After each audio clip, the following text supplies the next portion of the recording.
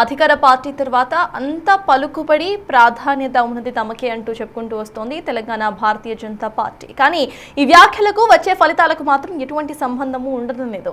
తమ vote bank రూరల్లో కాదు అర్బన్లోనే ఉంటుందని ఎప్పుడు కూడా ప్రచారం చేసుకునే బీజేపీ అదే అర్బన్ మున్సిపాలిటీలో చతికిల పడిపోయింది. నిజామాబాద్లో ప్రతిపక్షానికే పరిమితం అయిపోయింది ఈ పార్టీ. కరీంనగర్లో పెద్ద పార్టీగా అవతరించిన మెజారిటీ సాధించలేకపోయింది. ఓవరాల్గా చెప్పాలంటే ఒక్క మున్సిపాలిటీ కూడా బీజేపీకి దక్కలేదు.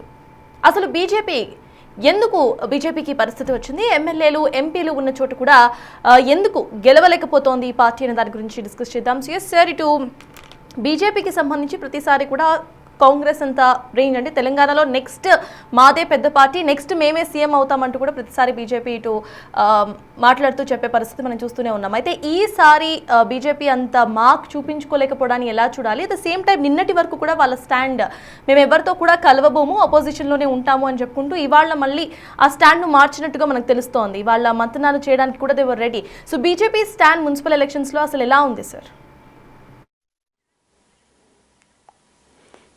అంటే బీజేపీ ఇప్పుడే కాదు, మీకు గుర్తూనే ఉంటుంది, కేసీఆర్ ముఖ్యమంత్రిగా ఉన్నప్పుడు కూడా అసలు కాంగ్రెస్ ఎక్కడుంది, మేమే ప్రధాన ప్రతిపక్షం అంటూ మాట్లాడారు, మీకు గుర్తున్నట్టే. సో ఆ టైంలో హుజూర్ నగర్లో కాంగ్రెస్ సిట్టింగ్ సీటు కోల్పోవడం, నాగార్జున సాగర్లో జానారెడ్డి ఓడిపోవడం, జిహెచ్ఎంసీలో 2 సీట్లే రావడము, దుబ్బాకలో మొదలైన బీజేపీ విజయం జిహెచ్ఎంసీతో ఒక ప్రధాన స్థాయికి రావడం, హుజూరాబాద్లో చారిత్రక విజయం సాధించడం. అప్పుడు బీజేపీ క్లెయిమ్ చేసుకుంది. కనీసం అప్పుడు క్లెయిమ్ చేసుకోవడానికి ఒక బేస్ ఉంది. ఎందుకంటే కాంగ్రెస్ ఏమో వరుస ఓటములు చవి చూస్తూ వచ్చింది, బీజేపీ ఏమో రిలేటివ్లీ విజయాలు సాధిస్తూ వచ్చింది. So at least there is a basis for claim. కానీ అప్పుడు కూడా నేను చెప్పాను, ఈ కొన్ని ఎన్నికల్లో గెలవడం అనేది ఇండికేషన్ కాదు, బీజేపీకి స్టేట్ వైడ్ ప్రజెన్స్ లేదు అని. కనీసం అట్లీస్ట్ కొన్ని ఎన్నికల్లో గెలిచి, ఇప్పుడు అది కూడా లేదు కదా. ఇప్పుడు 2024 తర్వాత మరో దుబ్బాక లేదు, మరో హుజూరాబాద్ లేదు, మరో జిహెచ్ఎంసీ లేదు. మరి ఎక్కడ గెలిచినట్టు ఎలా చెప్పుకోగలుగుతారు? So you cannot have fiction కదా. ఇప్పుడు మీకు మేమే సెకండ్ ప్లేసు, మేమే అపోజిషన్ అనటానికి ఏంటి ప్రాతిపదిక? అఫ్కోర్స్ లోక్సభ ఎన్నికల్ని ఒక ప్రాతిపదికగా తీసుకొని మాకు 35% ఓటింగ్ వచ్చింది, బీఆర్ఎస్కు 17% వచ్చింది అని. That is always a pattern కదా బీజేపీకి. ఈవెన్ 2018లో కూడా అసెంబ్లీ ఎన్నికల్లో 7% ఓటింగ్ వచ్చింది, లోక్సభ ఎన్నికలకు వచ్చేవరకు 21% ఓటింగ్ వచ్చింది, మళ్ళీ అసెంబ్లీ ఎన్నికలకు వచ్చేవరకు 2023లో 14% ఓటింగ్ వచ్చింది, మళ్ళీ లోక్సభ ఎన్నికలకు 35% ఓటింగ్ వచ్చింది. సో మీకు బీజేపీ పర్ఫార్మెన్స్ ఎప్పుడు చూసినా అసెంబ్లీ ఎన్నికలతో పోలిస్తే బెటర్ పర్ఫార్మెన్స్ ఎప్పుడు ఉంది. మీకు 2018-19 మధ్య పోలిస్తే 3 టైమ్స్ ఎక్కువ బెటర్ పర్ఫార్మ్ చేసింది. ఈసారి 23-24 మధ్య చూస్తే 2.5 టైమ్స్ బెటర్ పర్ఫార్మ్ చేసింది.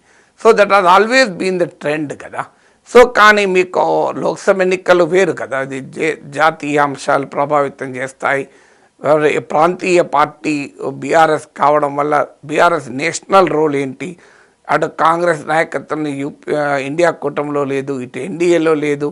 అందువల్ల నేషనల్ పాలిటిక్స్లో బీఆర్ఎస్ రిలవెన్స్ ఏంటి అనే క్వశ్చన్ వస్తున్న సమయంలో బీజేపీ లాభపడిన మాట నిజం. కానీ తర్వాత ఎప్పుడు కూడా బీజేపీ పెద్ద ప్రభావాన్ని చూపెట్టింది ఏమీ లేదు. జూబ్లీహిల్స్లో డిపాజిట్ గెలినట్టయింది, కంటోన్మెంట్లో ప్రభావం లేదు, సర్పంచ్ ఎన్నికల్లోనూ లేదు.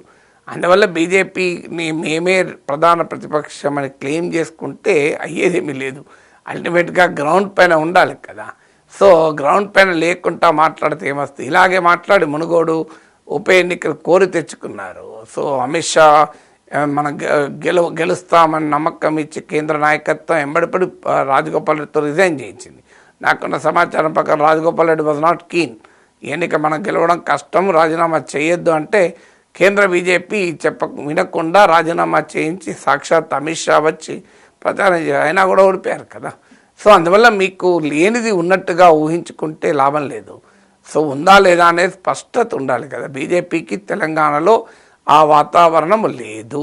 ఎందుకు లేదు అంటే బీజేపీకి స్థానికంగా నాయకత్వం లేదు. ఇప్పుడు చాలా చోట్ల అభ్యర్థులు ఇతర పార్టీల నుంచి అరువు తెచ్చుకున్న వాళ్ళని టికెట్లు ఇచ్చారు, నాయకత్వం లేదు, ఓ కెరిస్మాటిక్ లీడర్షిప్ లేదు, అందులో కుమ్ములాటలు. సో ఒకరికి పడదు. సో మోడీ ప్రభావంతో గెలిచిన వారు రేపు నిలబడాలి కదా. ఇప్పుడు ఎంపీలు కూడా మీకు బండి సంజయ్ అరవింద్ వరకు కొంత ప్రభావాన్ని చూపారు, మిగతా ఎంపీలు పెద్ద ప్రభావాన్ని కూడా చూపట్లేదు. మీరు అన్నట్లు ఎమ్మెల్యేలు గెలిచిన చోట కూడా చాలా చోట్ల ఓడిపోయారు. అందువల్ల మీకు పార్టీకి స్థానికంగా క్షేత్రస్థాయి నాయకత్వ కొరత ఉన్నప్పుడు ఈ పరిస్థితి వస్తాయి. ఎందుకంటే బీజేపీ తన సొంత బలం కాకుండా అరువు తెచ్చుకున్న బలం పైన ఆధారపడ్డారు. గతంలో మీకు గుర్తునే ఉంటుంది, 2023 అసెంబ్లీ ఎన్నికలకు ముందు ఈటల రాజేందర్ నాయకత్వంలో చేరికల కమిటీ వేశారు. దేశంలో బహుశా ఏ రాజకీయ పార్టీ కూడా వేరే పార్టీ నుంచి ఫిరాయింపులను ప్రోత్సహించడానికి ఒక కమిటీ వేసి ఓ బాధ్యని పెట్టే చరిత్ర ఎక్కడ ఉండదు.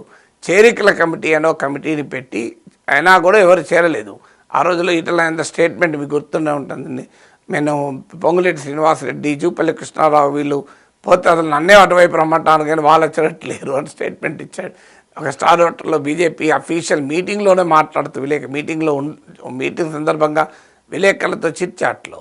అందువల్ల బీజేపీ అతిగా ఊహించుకుంటే లాభం లేదు. ఎందుకంటే క్షేత్రస్థాయి నాయకత్వం లేదు, రాష్ట్ర స్థాయి జనాకర్షణ లీడర్షిప్ లేదు, పార్టీలో మీకు స్ట్రాటజిక్ డెఫిసిట్ వ్యూహాత్మక లోటు ఉంది, ఏది కరెక్ట్ స్టాండో తీసుకోలేరు. మీకు ఎందుకు ఉదాహరణ ఇటీవల పవన్ కళ్యాణ్ వ్యవహారంలో చూసాం. పవన్ కళ్యాణ్ ముందు ప్రచారానికి అడిగారు, మాలాంటి వాళ్ళు విశ్లేషించి చెప్పారు ఇది ఎక్కడ ఈ సెల్ఫ్ గోల్ అయ్యా అంటే మళ్ళీ వెనక్కు తగ్గారు. ఒక క్లారిటీ లేదు ఏం చేయాలనేది. మీరు వాళ్ళు నరేటివ్లో లేరు. ఇప్పుడు మీరు టెలిఫోన్ ట్యాపింగ్ నుంచి కాళేశ్వరం వరకు పొలిటికల్ నరేటివ్ మొత్తం కాంగ్రెస్ వర్సెస్ బీఆర్ఎస్ వచ్చింది. బీజేపీ ఎక్కడుంది? పొలిటికల్ నరేటివ్ లేరు, ఫీల్డ్ మీద ప్రజా పోరాటాల్లో లేరు. సో ఏదీ లేనప్పుడు ఏ రకంగా పెరుగుతుంది? ఇవన్నీ లేవు. కానీ ఉండకూడని ఉన్నాయి, ఉండాల్సినవి లేవు. ఉండకూడని ఏంటంటే కుమ్ములాటలు, ఇద్దరు నాయకులు ఉంటే 3 గ్రూపులు. సో వాళ్ళు కొట్టుకోవడం, ఒకరికొరకు కోఆర్డినేషన్ ఉండదు. సో ఆ గందరగోళం బీజేపీని వెంటాడుతుంది కదా. నేను చెప్పడం కాదు, నరేంద్ర మోడీ పార్టీ ఎంపీలను పిలిచి ప్రజలు మనకు ఓటేస్తానికి సిద్ధంగా ఉన్నారు అంటూ ఆయన కంపారిజన్ కూడా ఇచ్చాడు. బీజేపీకి 2 సీట్లు వచ్చినప్పుడు, ఒకటి తెలంగాణలో హనుమకొండలో జంగారెడ్డి గెలిచాడు, ఒకటి గుజరాత్లో గెలిచాం. మేమంతా అప్పుడు తెలంగాణ వైపు చూసాం, కానీ వాళ్ళ గుజరాత్లో ఎట్లుంది పార్టీ, తెలంగాణలో ఎట్లుంది అని ఉదాహరణ కూడా చెప్పాడు. సో మోడీయే చెప్తున్నాడు కదా ఎలా ఉందో పరిస్థితి.